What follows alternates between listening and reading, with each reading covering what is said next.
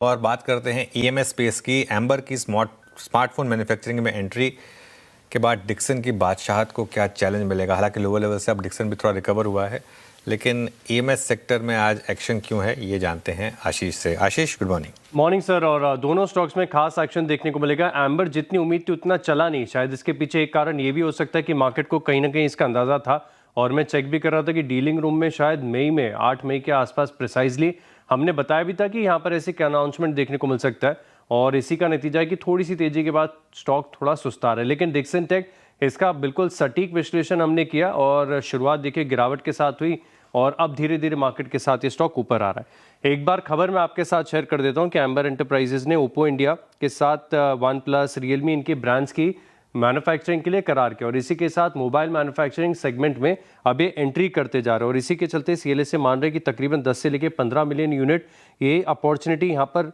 Unfold हो सकती है ओप्पो के लिए, क्योंकि ओप्पो का साइज, मार्केट शेयर आप देखें तो भारत में काफ़ी अच्छा है। अब इस डील के साथ आप देखें तो जो डिक्सन टेक की बादशाहत है मोबाइल मैन्युफैक्चरिंग में, क्योंकि लिस्टेड स्पेस में एकमात्र ऐसी कंपनी है जिसका साइज और स्केल मोबाइल मैन्युफैक्चरिंग में बहुत तगड़ा है, और ये high growth high volume business है। तो यहाँ पर आप देखें तो एक कॉम्पिटिटर डिक्सन टेक को मिल गया, एम्बर एंटरप्राइजेज। इसी के साथ आप देखें तो सीएलएसए की रिपोर्ट में कहा गया है कि जो वैल्यूएशन मल्टीपल है इस डील के बाद एम्बर एंटरप्राइजेस के लिए वो बढ़ जाएंगे। तो एक री रेटिंग के अवसर यहाँ पर देखने को मिल रहे हैं, और इसी के चलते इन्होंने आउट परफॉर्म की रेटिंग के साथ 8100 का टारगेट दिया एम्बर एंटरप्राइजेस पर। अब फोकस करेंगे डिक्सन टेक पर, जहां पर आप देखें तो जो कंपिटिटिव इंटेंसिटी है अब ये बढ़ती जा रही है। इससे पहले कोई नहीं था, अब एम्बर की एंट्री यहाँ पर देखने को मिल रही है। और खास बात यह कि FY27 के लिए जो वॉल्यूम ग्रोथ का गाइडेंस यहाँ पर डिक्सन टेक की तरफ से निकल कर आया तो बहुत ही फ्लैटिश सा था, और काफ़ी टाइम से हम देख रहे हैं कि यहाँ पर वॉल्यूम्स ग्रो नहीं कर पा रही हैं। पिछला साल भी देखें तो ग्रोथ के लिहाज से थोड़ा सा डिसअपॉइंटमेंट देखने को मिला।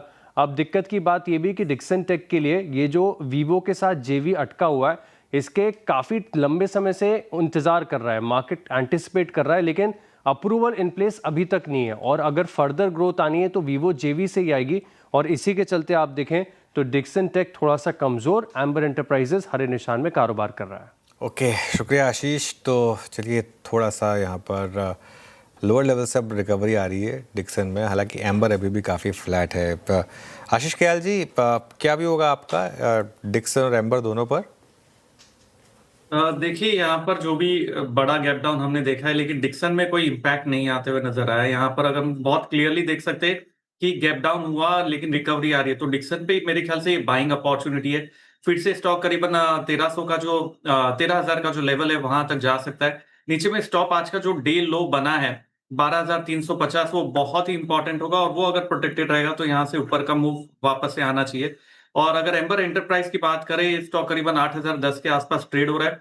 ऊपर खुला था और यहाँ से थोड़ा सा नीचे फिसला है, लेकिन मेरे ख्याल से ये एक अपॉर्चुनिटी है। यहाँ पर भी लॉन्ग जाने की, डिप पे बाय करने की राय होगी। ऊपर में टारगेट हम फिर से 8,250 8,300 का देख सकते हैं एम्बर में, एम्बर एंटरप्राइज में। और स्टॉप लॉस जो लगाना होगा आपको यहाँ पर 7,900 का लगाना होगा। बाय एंड डिप्स की स्ट्रैटेजी एम्बर एंटरप्राइजेस में आप अपना सकते हैं। ऊपरी स्रोत से थोड़ा सा फिसला है, लेकिन यहाँ पर भी अभी भी मजबूती नजर आ रही है।